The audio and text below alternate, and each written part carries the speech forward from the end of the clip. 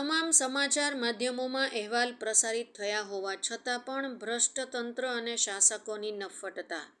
ડભોલીના હરિદર્શન વિસ્તારમાં જેમ ભરાતું વરસાદી પાણી નથી હલતું, એવી જ રીતે સ્થાનિકો દ્વારા વારંવાર રજૂઆત કરાતી હોવા છતાં પણ તંત્ર અને શાસકોના પેટનું પાણી નહીં હલતું હોવાથી પરિસ્થિતિ ઠેરની ઠેર.